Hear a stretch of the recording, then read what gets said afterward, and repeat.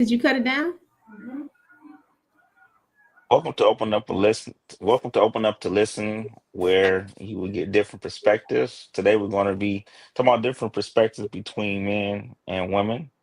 We have Kendall. He's in real estate. He's business financial advisor, and we also have Jakima. She's a go getter. She has her own Company. yes company as well as podcast. So we welcome you on. Thank you. Happy to be here. Yep, I'm happy to be here too. As Dom stated, my name is Kendall. I buy apartments and I also am a financial coach. I have an MBA with a concentration in finance. I've been doing this for a very, very long time. I've been buying real estate for over 10 years. So I help investors invest their money into these projects and my team kind of manage it. And as he stated, I'm Jakima. I am the co-founder of Greenbridge Consulting, which is a consulting public safety consulting company where we work with local municipalities to try to enhance the relationship between the local law enforcement and the communities they serve. I have been in public safety for quite some time. It is something that I'm very passionate about. I believe there is a recipe for economic disaster, and I think most cities engage in it. And so that is what I do as for a living. I am a mother first, and I love to engage in intellectual conversation. And so I am ready to jump in there. All right. Well, it's on you. Okay. So I have two men here. So there's a couple questions that I would love to ask men. Um, yeah. So y'all ready? Yeah. Then, yeah. Okay. There's often conversations that I've had specifically with Dominique, that I'm like, I, I have some questions about that. But I want to ask the question. I'm gonna start with this question. At the age of 10, what did being a man look like to y'all? Cool. Now that's an intense question. So my definition of being a man was taught to me by my single mother. Like I had male role models that I looked up to, but I didn't spend all day, all night with them. And usually after they was my coaches, so usually after the season was over with, I was with my mother. So being a man was very vague to me because my mom had a relationship that I couldn't look up and see a true man. And it's no dag to the guy that she was with because he didn't know how to be a man. But he showed me how to not be that type of man. But it taught me that they used to say men don't cry. So for years we don't have no emotions. We just get up and go to work. I mean, get up and you're just supposed to just take it. And being a man was so vague that it took me years to figure it out. And I realize now that a man is actually a provider, but also is a caretaker. But he does have some emotional intelligence. So it's really a combination of things that you have to I had to unlearn to relearn because you can call yourself a man, but men are different. And depending on what country you in, what city you in, the definition of a man is different. In America, a man, it depends on what woman you talk to, he pays all the bills. He's 100%. To other women, he's a 50-50 man. He pays half the bills. To some people, it may be like he provides, he's supportive, he's my protector. It's I feel like a man is very it's hard to explain the definition of a man, but what I feel like a man is a person that is no matter what the day, time, or situation is, they are genuinely themselves no matter what. They're not changing because of the weather. They're not changing because of the situation. What you get is what you get, and you don't throw a fit. Okay. Don? I would say at the age of 10, I've seen different types of men. So I would say if I was to describe what a man was like, I was able to see different variations. I saw a bum. I shouldn't say that. I saw a person that didn't work as much. I saw someone who did work as much and wasn't there for their kids. And I saw, you know, dads that were there. And to me, I just thought that a man was someone who had to work. That was pretty much what I saw. Just a man who had to work and try to provide, and also, deal with the mom. That was what I saw at 10 years old. As far as me now, I would definitely agree. Like with Kendall, I think it all varies, and it varies to the man on what they consider themselves a man and what they want to be, as well as when it comes to the woman as far as what they accept the man to be. So I think you have one who is in tune, you have one that's not so in tune. Me personally, I think a man is someone who provides for their family, um, you know, be there, be present, and have a little bit of vulnerability. I would say that as a man, as I know today, because of when the lack of vulnerability and different things when it comes to being a man, I think that's where we become stoic and not necessarily express what's going on. So that's what I would say a man is today. Okay. So Kendall said something that I was going to ask, but he kind of made me want to circle to it sooner. So what you said is like you were taught men don't cry, right? That's something we hear all the time. And as women, I don't want to speak for all women, but for me, I think that kind of hinders a man's growth, a boy's growth, honestly, intellect to be emotionally intelligent. So my question is, what did you guys learn about expressing emotion growing up? And who Oh taught? my goodness. You really want to talk about this? You really want to talk about this? Okay. Now we done got hot real early. So, and I got a second backup question for you. Like, this is a flip question. So, women say, and this is what I hear, and I've seen it, I've done it, I've seen it and done it. Here we go. I want my man to cry in front of me, right? I want him to show that emotion. And as soon as he shows that emotion, his It gets value flipped. just dropped. It just dropped. Because if you think about it, if you're in a situation, right? Let's say you're driving through a tornado storm, right? And your man starts crying, are you really gonna be like, he's gonna get us out of this situation? Or you gonna be like, man, we about to die. We about to die. I can't depend on him. He crying.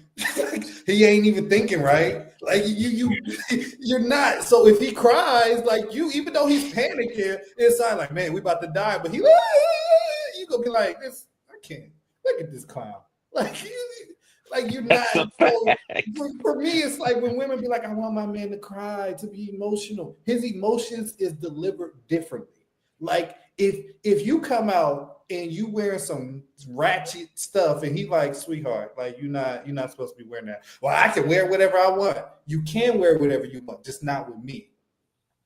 It's not that wouldn't be what he said, it would be how he said it. But go ahead. It's not about how. If you want emotion, no matter how it's delivered, it's delivered. Right. He's You're showing right. emotion. That's true. Like you can't control how he delivers it, but you control that he cares enough to deliver it. Because when he don't care, he's not gonna say nothing. Like if a pimp got hoes, he don't care about what the hoes wear. Just go make my money. He don't care. But when he cares about you, he's going to deliver it the best way that he believes it should be delivered. And if I've been with you, I shouldn't have to tell you what not to wear and what to wear. I shouldn't.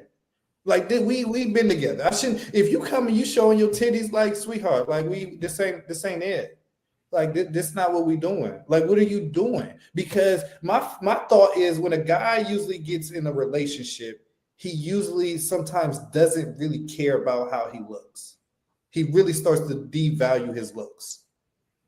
And I mean by like a guy will get happy weight. He will start to get fat. You would get a fit guy and see him start to get fat because he starts to get happy. She starts cooking. He starts to gain weight. He just gets that happy weight. She gets pregnant. He gets pregnant. Like it's just a phase. So it's like if a guy cares about you, he's going to correct you. But how he corrects you, I think that's where people get the misconception, because they think how he should correct me is how, oh baby, you know, I love you so much and I always been there for you, and you know, I don't like what you're wearing, and I think it's very like, I mean, you're beautiful, it looks good on you, but you shouldn't be wearing that. Instead of be like, nah, we ain't having that, go change.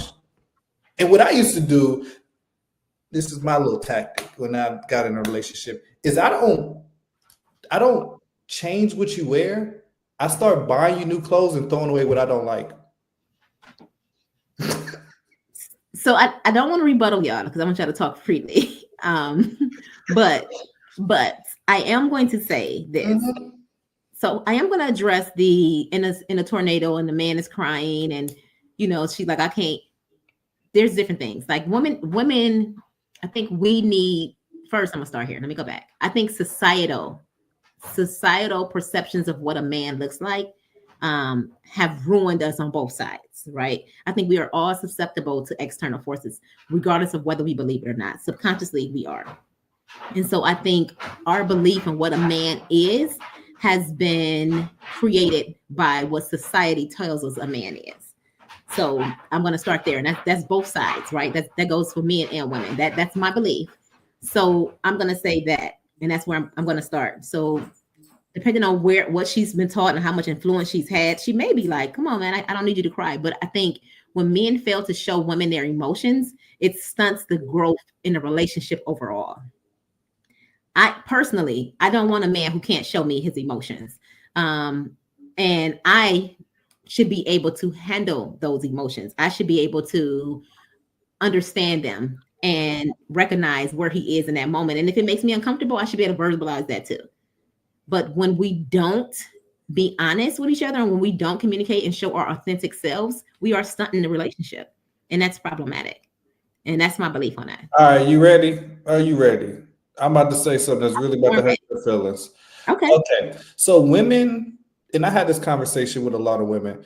Women like when a woman does not have a man or male role model around that can show them how a male's supposed to be. They don't have their dad to be like, hey, that's the type of man I want to marry. Guess where they get their conception of how a man's supposed to be? Take a wild guess. TV. Disney movies. That is not true. I'm so sick of Disney movies. I'm looking for all y'all women. I'm looking for my Prince Charming. Absolutely not. Absolutely not. I'm looking for my Listen, you said that's not. That's not true. Talk to me. That's not true. Now, don't get me wrong. I think Disney, like I said, we are susceptible to external forces, right? That's one of those external forces. So I'm not going to say it probably didn't tell us that every woman has a Prince Charming out there, that we are going to have these big, beautiful weddings. And yes, that is what Disney has taught us. But my perception of a man, because you said women, you didn't say most, you generalized us all. So let me be clear. My perception of a man didn't come from a movie. My perception of what the man I need is ever evolving. It's not one specific type. So I couldn't even tell you, oh, he this, he that, he that, he that, because it is my belief that women choose men based on 3 P's: penis, potential, power, period. Has nothing to do with this Disney movie that told me, has nothing to do with this Disney movie that taught them and showed them that this is how my Prince Charming is. I don't know anything about that. I can tell you for me personally, I watched my brothers. I grew up with 4 brothers, right? The things that I seen by the time I was 6 was crazy. I grew up with a father who has 15 kids and was pumping everything that he can find with him.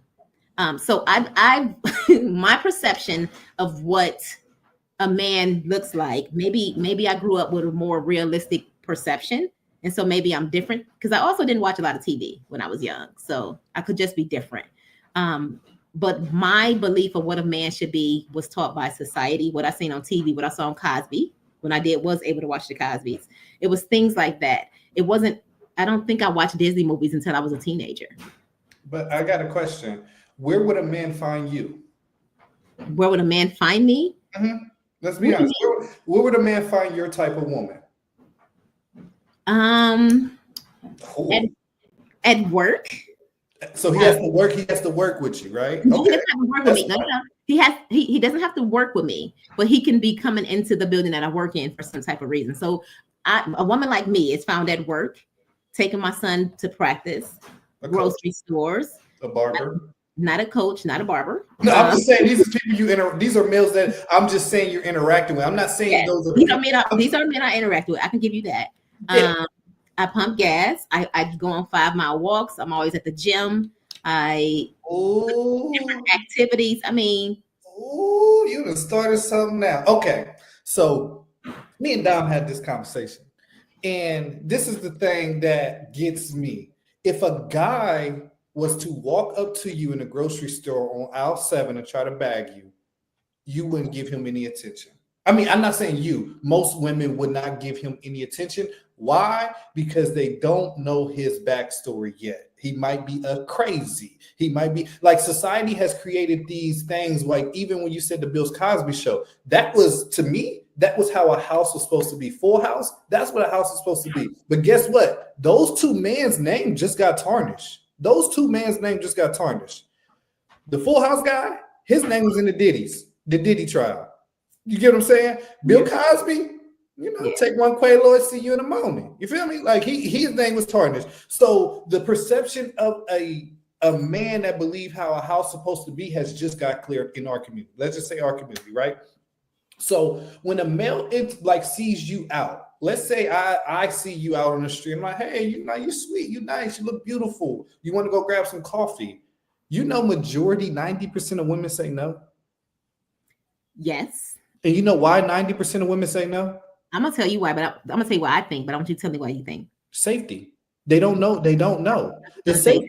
And the thing is, I'm asking you to go to a public place, but people are getting killed in public places. The media is pushing that out there. So it's like that's why I asked you the question, how does a guy find you? Because the guys that you're saying you're interacting with you're building that trust. Your son's barber, the coach, the person you work with, like you're building those trust with those people. But a random guy, unless somebody brings a hot referral recommendation to you off of a friend, that you're not going to give him that level of like, let's hang. And then it just becomes awkward if a guy see you out at church and come sit next to you and be like, hey, and you be like, hey, we're not here for that. We're trying to worship the Lord. But that's the only time he may run into you. I see women at funerals all the time, and I'm like, and I see guys and they be like, listen, I'm here for the funeral, not. And it's just like, you may just pass on the opportunity of a guy that would never probably see you again because you're focused. That may be true, but let me offer you something else. So instead of like pushing up on the woman and asking her for her number or whatever, how about push up on her and just say, hey, before she even gets a chance to shut you down, because women absolutely shut people down. I'm gonna shut them down queen, not intentionally, but it's just things that happen because of safety, right? I'm very firm on don't approach me when I'm with my son. Like don't do it. Like I'm very. So you got rules to how you get you are validating what I'm saying. I don't feel like a man should approach me when I'm with my son. I don't feel like a woman should approach a man when he with his kids. Like I think certain things just shouldn't happen. Let me tell you why I disagree. I'm gonna tell you why. I'm gonna tell you 100% why I disagree with that. And it's not against you. So if a guy doesn't approach you correct while your son is there, how do your son know how to approach a lady himself? I agree with that. So I don't say that they approach me and I handle it a certain way. But will I engage? No, I will tell them. I will say, thank you for approaching me. I appreciate the attention. However, I think it's a little inappropriate to do this in front of my son. So I tell you what, if you see me next time, I can give you my phone number, or if I could be really quick with it, like you can follow me in this place, right? You can follow me on this. I'm not gonna do it. I'm first of all, like, I'm not gonna do it. That's I get what you're saying. I get what you. It's but just. I agree. How is my son supposed to know? I absolutely agree. But the look on his face when men approach me is enough to make me uncomfortable, and that's why I stopped doing it. Yeah, but this is the thing though. So you have, if you are a single parent and you have your child 90% of the day, 90%. If you're not at work, you with your child. How are you ever going to get approached? Help a brother out. Through osmosis.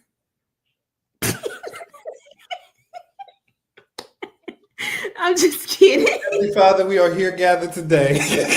You said when 2 or 3 are gathered, you are in the midst. And Lord, I know you didn't give her those words. I'm just kidding. That is a great question. I will say people find a way to approach me. And one thing that I have noticed is men have been doing this to me more. And what it has done to me is struck my curiosity. So men walk up and they like, hey, I know you with your kid. And I think because what I'm projecting, the universe is responding to me. Hey, I see you with your son. So I don't want to be all up in your face, but I want to just tell you you're beautiful. Have a good day. And they walk away and I'm like, well, damn, what's his name? That is something that keeps happening to me. And it's striking my interest, right? Like who is he? Like so it makes me more interested. And that's something that's new, right? And I think if men start doing that, it would flip the switch on women. And then make them start looking at it in a different way. We can't we're not talking about all women. So if I say women, I'm not talking about all. I can't fix all. What I'm trying to figure out, like you just made a valid point that happens with majority of women. You have this time slot that a guy should fit in. Like you have your child 90% of the day if you're not at work, right? So he has 10% to find you alone. And that 10% he find you alone, it may be at the grocery store, at the gas station. Hell, it may be your neighbor. I know you don't message your neighbor. I'm just saying, hey neighbor, touchdown neighbor, hey neighbor. Like it may be your neighbor. Like the pool that you are putting, the women are putting men in is a very, very, very small pool. Because I have my children, once a week. And I have them solid week on, week off. So for me, if a lady was to approach me, I respect it, I acknowledge it, and then I talk to my kids about it. Because the new generation does not know how to communicate, and they will not. That's true. And if nobody's showing up, when we grew up, we would walk up to a girl and be like, hey, sure, you're nice, you looking real good. I know you probably got a man, which is cool.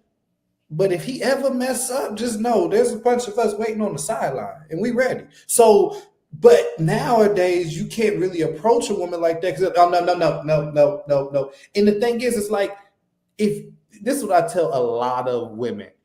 When you on social media, right? Mm-hmm. And let's say somebody posts something not even disrespectful, like, hello, beautiful, you look really nice today. And then you put something so disrespectful under that post, you don't even hit the person you're trying to hit. You hit the rest of the guys that watch you. I agree. So when they see you out, they had this perception because they like, nah, we good. And now that you done just eliminated a good guy, maybe because you attack somebody for acknowledging your presence. And me and Dow had this conversation about sexual harassment and sexual assault and all these things. Like if you push yourself onto a woman in sexual harassment, and you don't know a guy don't really know what the thin line is, because women, y'all fake it a lot. Like you be like, yeah, thank you. And then go report the person. But wait, let's go, because we missing on it. You nailed it. You like hit the nail on the head.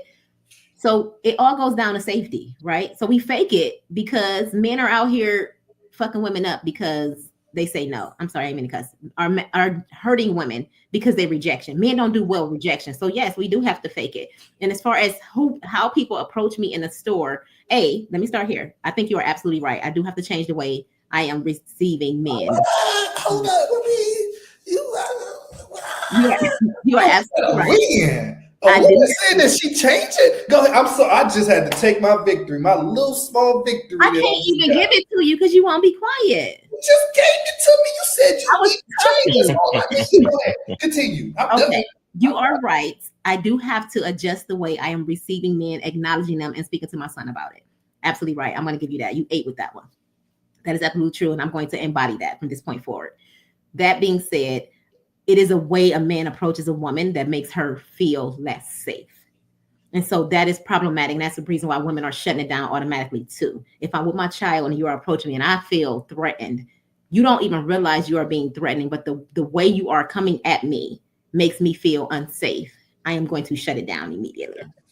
And so that's what I think you are missing here. So as we talk about the way women are putting men in this small pool, we have to think about why we're putting them in this small pool. There are things that men do. There are red flags that women see before a man even gets close enough to do more. And we have to protect our zone because nobody protects us. Who protects women? No one. We have to protect ourselves. And so what we have been done is being overprotective. And yes, that limits men from getting too close. And that's a flawed system. And I'm gonna be honest with you, I protect women. Like it was a time in Atlanta, I was running and a woman was actually being approached by a guy on like some crazy stuff. And what I like, if I see that happening, I will call a random name, like Veronica or Jessica. How you doing? You all right? Everything's good. And she'd be like, "Yeah, how you been?" And I was like, I have done that multiple times, and I've actually ran across after not even trying to get with the girl, just like I seen you was uncomfortable, and I just wanted to help you out. And you have a nice day. Like so, there are men that if you give certain cues, they will come and save you. Like, don't like if Dom is out and he see something uncomfortable with a woman, Dom will step in and do like that's how I approach it. But some guys will be like, you good, you little lady, you all right? I seen him also. He ain't bothering you. You all right? You good? You safe? And she'd be like, "Yeah, I'm good," and he'll walk away. So there are men that are actually still out there protecting women because we know what happened to beautiful women. Like we know. And it's not like we're protecting like we want them. We're protecting because we have grew up with women and we care about how women are being treated. So that's the first thing I want to acknowledge. But thank you for giving me my credit. Like, oh my gosh. Hey, that's what I'm talking about. But that's accountability. Yeah, normally what the stereotype is women run from accountability. Now we about to. Now I was about to give you a chance to answer this question. Hold on. Stereotype. Okay. I mean, you can ask the question. I just said stereotype. I didn't say that's what it is. I said the stereotype with women is that they don't like to take the accountability for different things. So the fact that you said you was wrong, you didn't go cook no food, you didn't beat around the bush without saying I was wrong. You said it. That's all. I'm giving you your props. That's it. Okay, I'm gonna take that. That was a little backhanded, but I'll take it. A little bit. I'll take it. But I appreciate what you said. I just as a single father be trying to figure out like what is that window, because the window of opportunity to like run across a woman like you or your caliber is rare. Like it's rare. We don't run in the same circles. You do public safety, you do with police officers. I do real estate. I mean, like I'm over here in commercials, like I'm over this way. Like if I was to run across you, it may be at a common area, but if I was to approach you, it may not be the right time. Mm-hmm. But when I'm gonna run across you again, because we don't cross paths like that. That's fair. And I wholeheartedly admitted that I'm going to adjust the way I receive and acknowledge the man who approached me. So that I'm going to take that. And these are examples for people who are watching who think, oh, he like her and she like him. This is a podcast. We're just pretty much trying to help people in certain situations. So for anyone in the comment that want to say something about that, I just wanted to clear that up. Yeah, and it's not for me. It's not about. I'm going to be clear. It's not about liking someone. I am always going to give credit where it's due. People drop gems on me every day, and I want to make sure I acknowledge the information they give me because my mind is open and I love to receive information. I'm not always right, and the only way to get out of my own thinking is to hear from somebody else. So that's that for me. But Dom, you didn't answer the question. Where did you learn about expressing emotion growing up? I was just listening to you guys. You guys was having a battle of the sexist thing, so I was just quiet. I didn't say nothing. I think when it comes to the question, I believe that I pretty much kind of the same. It was more so, you're not supposed to cry, you fall, dust yourself off, so you carry that. So I think us growing up, and it's very different in the generation now, but us growing up, we was able to deal with tough love. Now, will I say there was an after effect, as I got older? I would say yes. When it comes to how I held things in, when it comes to how I somewhat internalized, because I didn't cry or didn't, express how I felt. And I think that also is where it can look as, oh, he's angry. When reality, I'm showing my emotion, but I'm not showing it in a way that, maybe a woman is used to, or how a woman would show emotion, but it is emotion, so that's the way I would look at it. I think I pretty much was taught pretty much, don't cry.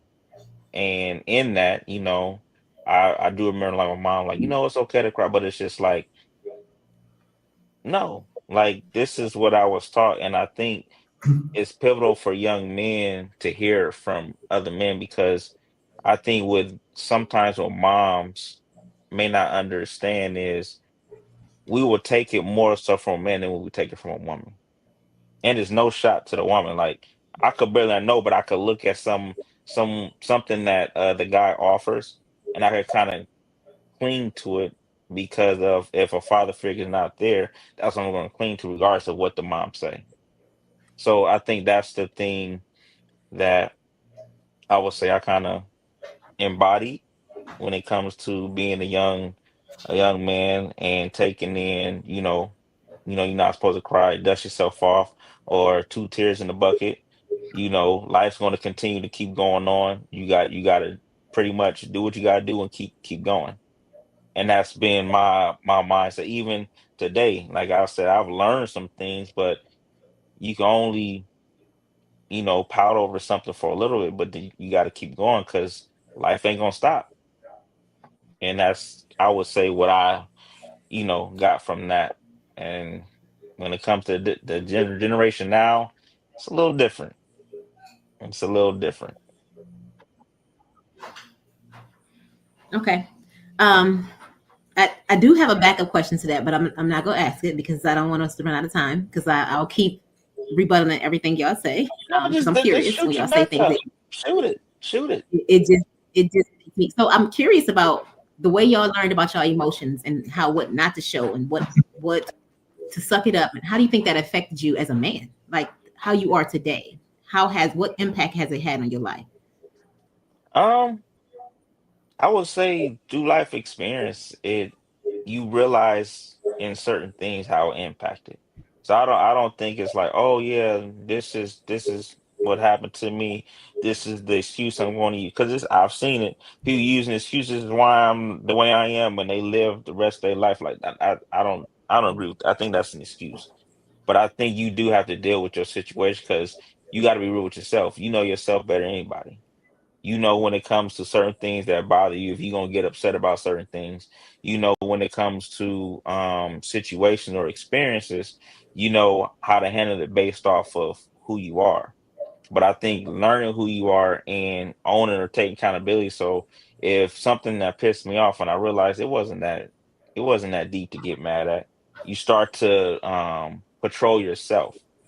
But I think to further answer your question, I learned how to manage rather my frustration. I've learned how to, instead of compartmentalize, I'm trying to not compartmentalize as much, because I'm really good at compartmentalizing and moving on.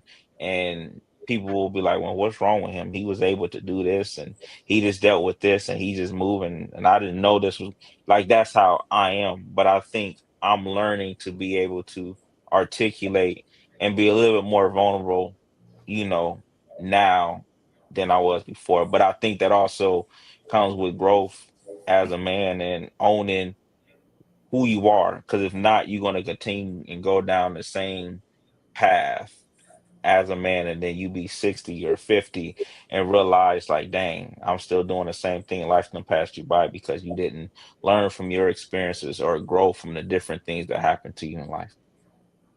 Okay. What about you, Ken? I think it's very positive for me because it taught me how to be a leader. And with a leader, you got to control your emotions. My one of my mentors, male mentors growing up, he used to always say, "You got to always keep a poker face.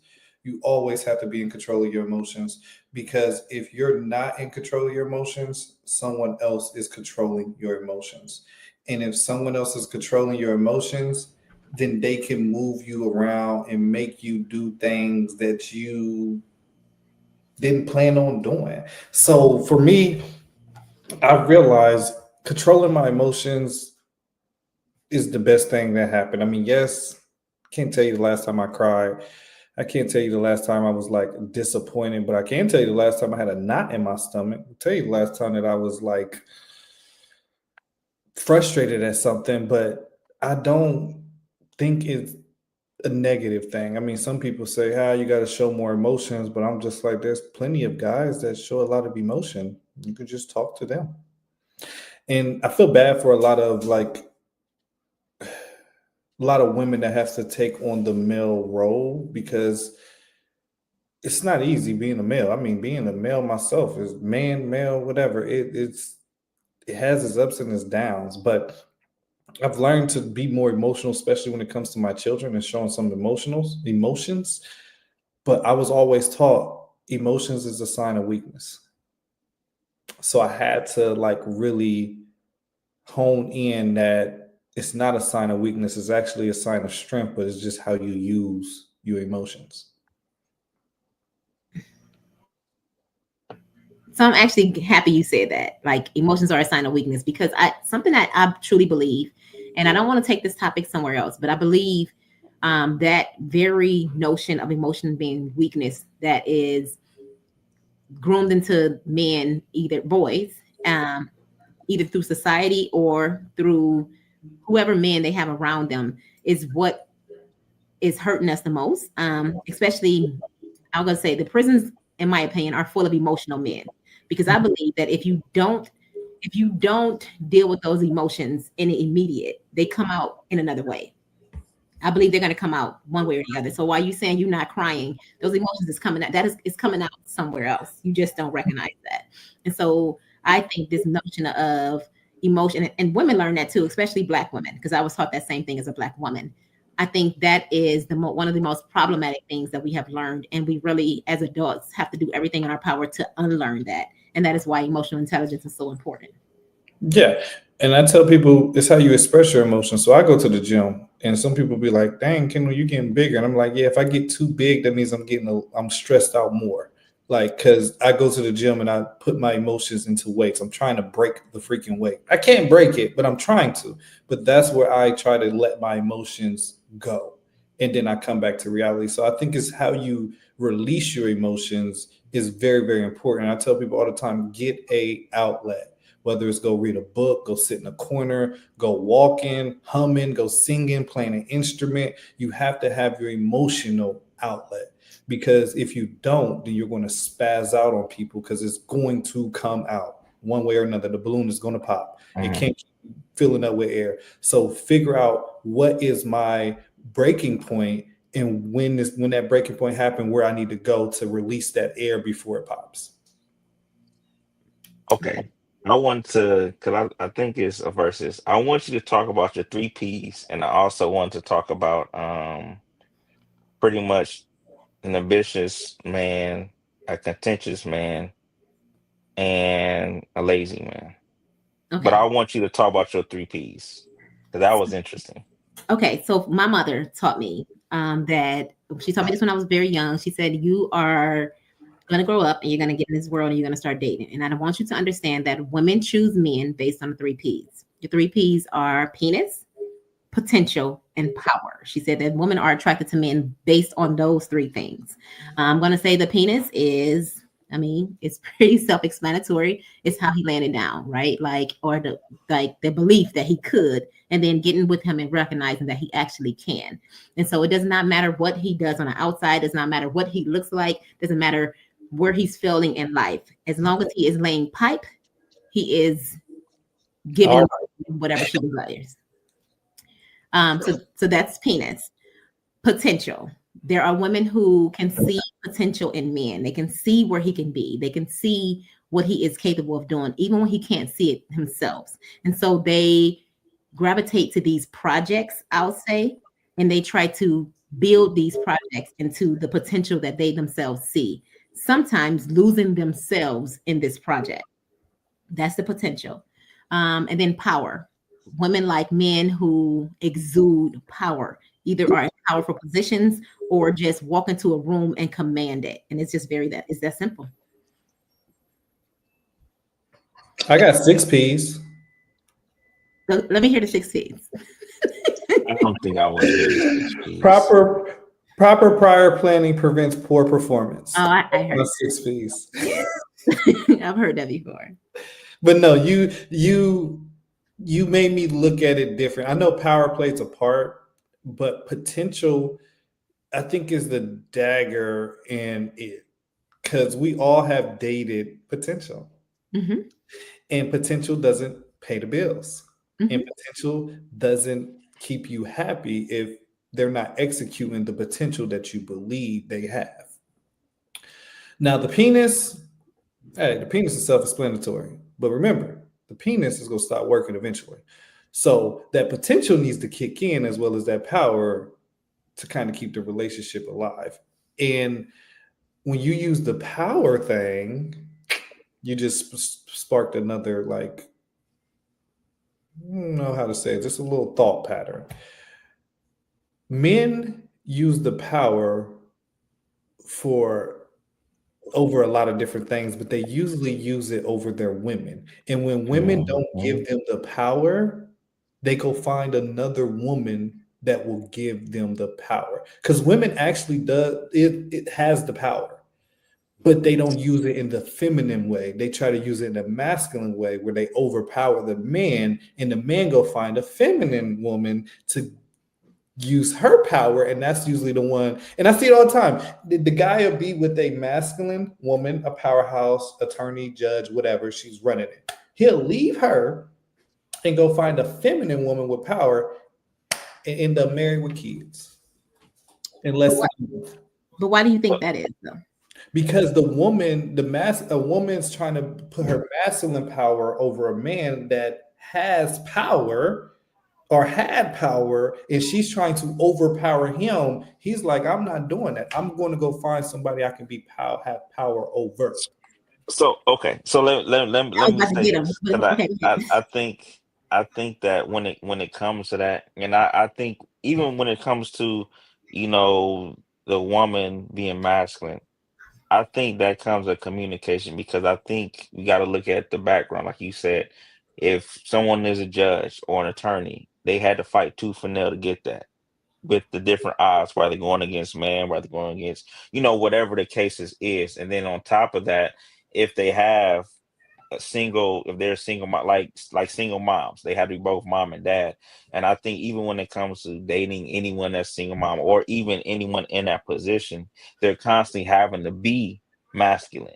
So it's like to kind of dial it down, not to say that they can't, but it's like it has to be a communication, and they have to also want to be softer. But I think it's just something that you will have to be able to talk to, because I don't think that's necessarily their fault. I think, especially in judge and all of this stuff, and even like law enforcement, you have to have masculine energy because of what you're around. Like that's a fact.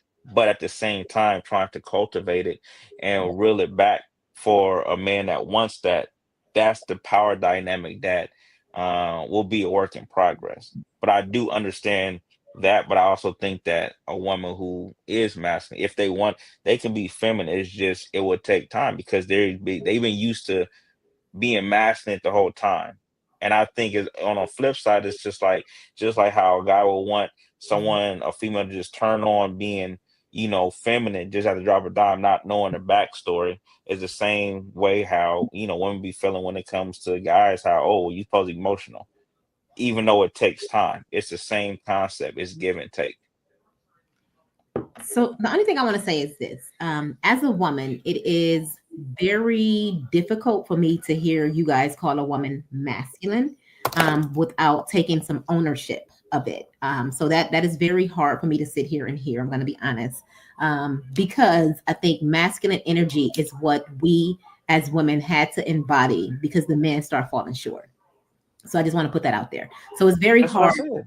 said. I'm not saying you didn't, but I I want to said the same thing too. I didn't shoot her down. say it too, because it's hard. It's kind of hard to swallow to be like, well, you masculine, you overpower the woman, the man. I don't think that's our intention to overpower the man in any way.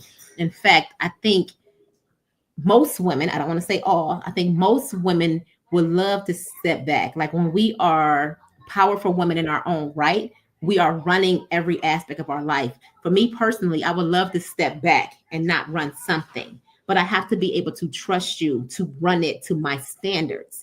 And when you don't meet my standards, I can't allow it. I can't, because I have standards.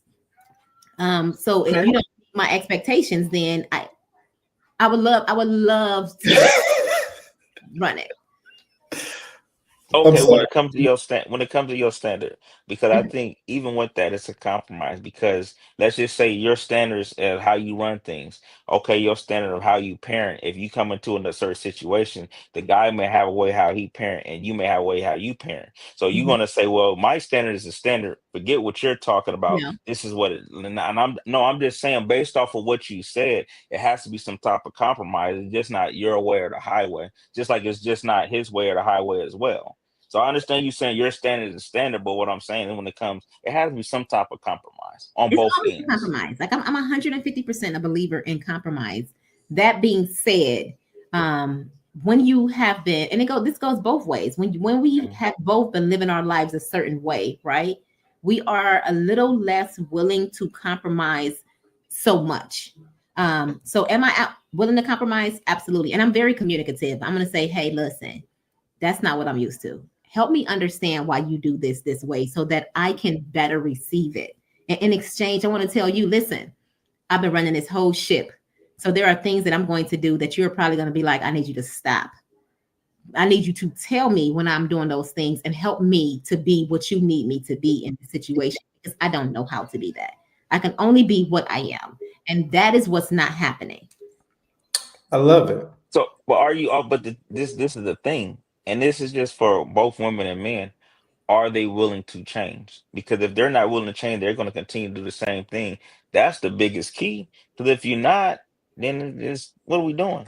I don't think people are not willing to change. I think both sides are not willing to invest the patience and what it takes to change. And that's what I think the issue is. So it's not like nobody's going to change. You've been doing it for 38 years, 37 years. I'm not changing in 6 weeks. I'm sorry, Adam. It doesn't work like that. Right. It takes time. I'm not going to be able to change in 2 years. But what I can do is if you keep showing me that you are invested in me and you are invested into me changing and it's for the better.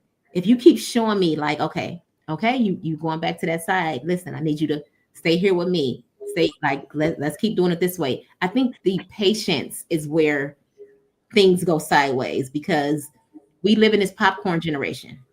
We want it now. Like, right? I said it. You keep doing it. We talked about this already. You haven't made any changes. Like, I understand that, love.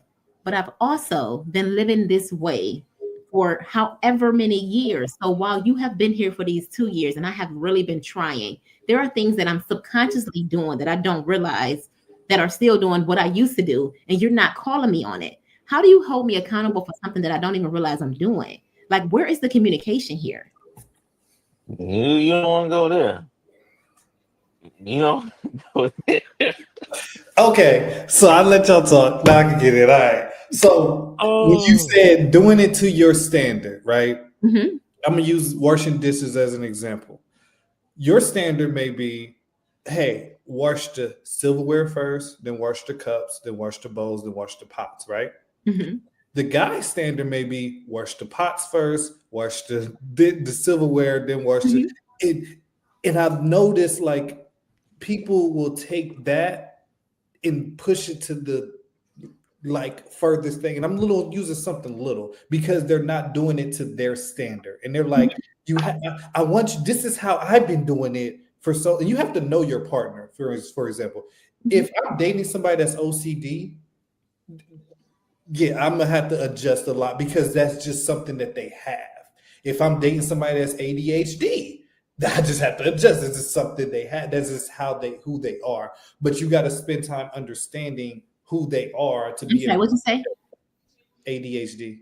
No, you said spend time understanding who they are. Understand who they are. I just wanted you to say it again. Yeah, but you gotta give them the time, sweetheart. You only give them like 10 seconds because you got your child. My bad. I just said patience, right? And don't go back there. We already talked about that. I already gave you. I'm messing with you.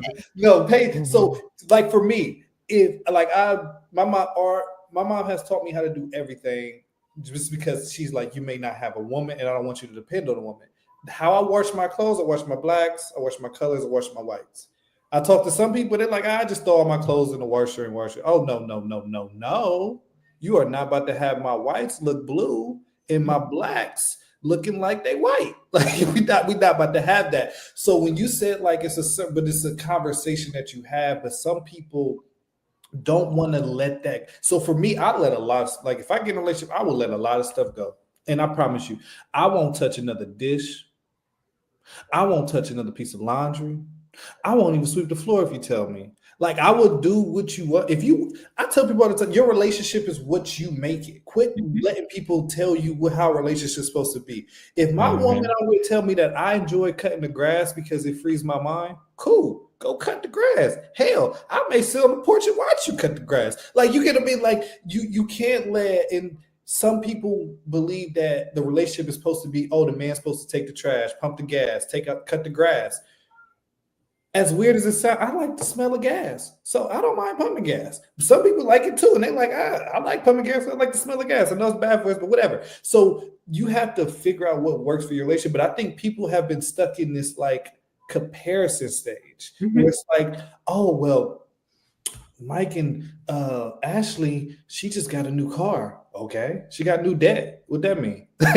like that car costs money. They just invested in something that depreciates. That's not me. Oh, well, they just bought a bigger house. Why they buy a bigger house? It's just the two of them. Why do they have a 5,000 square foot house? Let's go buy 5 condos with the amount of money that they bought that 5,000, and we could travel the world, and our life would be a lot better. So for me, the comparison is what is killing relationships. I agree. Because you're comparing yourself to other people's relationship, and that is what's harming us as a community, because now these relationships are on TV, they're public, and everybody thinks the relationship is perfect.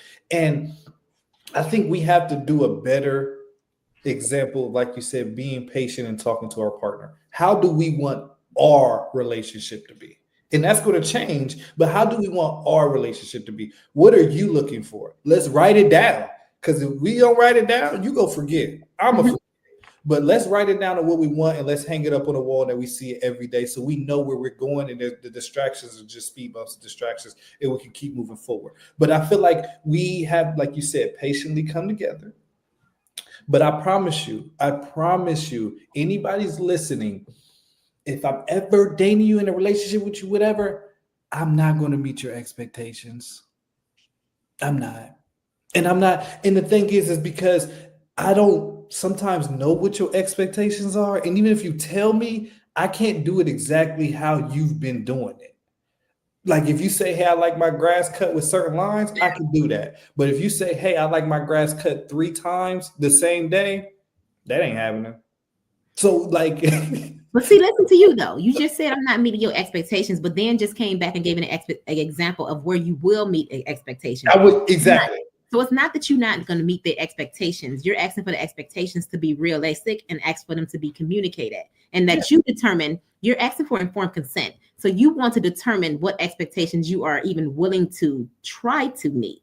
So that's the difference in saying I'm not meeting your expectations. So what you're saying is I just want informed consent. And literally, I think everybody deserves informed consent. And that's where communication comes in. Informed consent just simply means tell me exactly what you expect of me. So I can determine, or I can even know if I'm capable of giving you to that. If you don't even give me that, how do we know? Exactly. We walking in here blind. And of course, so if we walking in blind, we absolutely hitting doors and walls. And like, it doesn't make sense. And you're right. I'm gonna meet some expectations. I'm not gonna meet all your expectations, but I do things different than you would do it. My mind works different than how your mind works. Like with the dishes, washing the dishes. You may wash the dishes this way. I may wash the dishes that way. But we're reaching the same goal of clean dishes. It's just going through a different process. Okay, the last thing before we get out of here.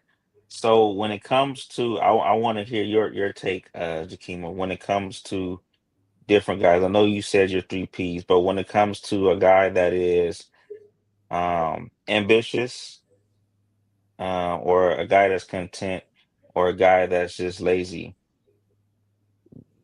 what is it that, like, when it comes to women, they pick and choose different guys in these different categories? Before you answer that, I want to make sure I understand your three P's. It's proper penis performance, right? No, it's penis. Power. Power. This Go guy. ahead. Go ahead and answer your question. I ain't about to feed this. Okay, so I'm going to start by saying I think it does have a part in the three P's, that situation. I'm going to be even more. I'm going to go a little further. I can't speak for all women, but I can say, generally speaking, I think women tend to choose based on where they are. As a rule of thumb, or something I've learned in my life, is that when we make friends, or people gravitate to us based on certain characteristics that we have in us that either they themselves have or they themselves want. So we are constantly projecting things, and that is what is drawing people to us. So in terms of how a woman chooses the man she's with, I think it has a lot to do with where she is at that time. And so where she is it changes, right? She can choose someone that is lazy and not doing much according to what the world says, right? But for whatever reason, maybe that's what she needs in that moment, because what she had prior was too much. And so now she just wants something different. It can be something simple as that. But then there are people who feel like, I need your ambition to match mine, right? We all know we are what we surround ourselves with, basically. If you want to do better, don't surround yourself with people who are doing worse than you, right? Like for me personally, when I want to be better, I surround myself with people who are being better, doing better, because I need something to aspire to be. So my mate is going to be someone who can feed off of me, and I can feed off of them. And if he is not lazy and not doing anything, maybe that's where he is in that life at that moment, because we all go through different emotions, and their psychological issues are absolutely real. So I don't want to say too much about why a woman chooses a man for that, but I really think it boils down to that's just where she is in her life at that moment. Okay, what do you think about content? Because I think when it comes to the being content, it could be where they're satisfied and they're okay with where they're at. But I do think it can also go to or lead to laziness, because eventually it comes complacency. Or are they afraid or having fear of moving forward because they don't know? And I just think it's interesting how there's different phases, but you will see women with different types of guys. Like, it'll be one with a guy who's just lazy. You know they don't do nothing, they just play the game. But then it'll be a guy who's content. They not worried about anything. And then there's someone who's ambitious who will look at it like, dang, like, I'm grinding. Like, I'm not content with this. I want this, that, and the third. I want to take care of my kids, or whatever the case is. So I just think it's interesting, the dynamics when it comes to how women choose when it comes to certain type of guys. That's a double-edged sword, or that cuts both ways. I could say the same thing about men, right? Like, how do you guys choose the woman that you decide to be with, right? Like, it was once this thing about good girls versus the hoes, and the hoes are winning. The hoes been winning since like 2010, right? Like, how did the hoes become popular and the good girls get thrown away? Like, that's a question, right? How does a woman who is, I'll say, I won't say lazy, but she is within this box of not doing much, but doing just enough for him. Like if she's cooking and that's all she's required to do every day, and that's all she does. How do he get with that versus someone that's willing to pour into him and cook for him and do different things while he chooses woman who just sits at home and just wants to cook? Like, so we can ask that same question. It goes both ways. Ultimately, what I believe is it's just a matter of where you are in your life at that time. I think we attract what we project, and that's just where we are. And I'm to something that Ken said, I want to say, I do absolutely believe comparison is the thief of joy. I believe that wholeheartedly. Anything else? Any last words? I know we got to get out of here. Any last words? Go ahead, Ken. I was about to say, if you're looking to continue the conversation, I got my email at the bottom. You can reach out to me. We can talk more. If you need any help financially, financial coaching, business coaching, whatever, just reach out to me. Or if you just want to talk about like buying apartments or buying commercial or investment property, you can just reach out to me, send an email. I'm opening up to listen. That was dope. Okay, so I just want to end with this. I think that as we get into these women versus men debates, I think it ultimately boils down to we absolutely think differently, period. It's just that simple. Men and women do not think the same. That is very clear. But I think the minute that we start trying to put each other into these boxes, like why do you see it this way versus understanding each other? That is where the conflict comes in, right? Like no one can fit into the box you created just because you created it for them. So I'm going to say that. Repeat that again. Say that again slowly. No one can fit into the box you created for them just because you simply created it. It just doesn't work like that. Like it does not work like that. I have my Instagram below and my TikTok below. You can reach me if you want to have any conversation. I'm always open for conversations. I love debating. I am a thinker, so I'm very intellectual. So I'm going to think about what you say and I'm going to process it. I do think we as a society can be better if we stop listening to respond and start listening to understand. And that's what I'm going to say. I think you should have said that a little slower, but to elaborate what she's saying is that you have to listen to respond. And no, listen to not respond, but listening to understand. Yes. Realize that the grass is not always greener on the other side.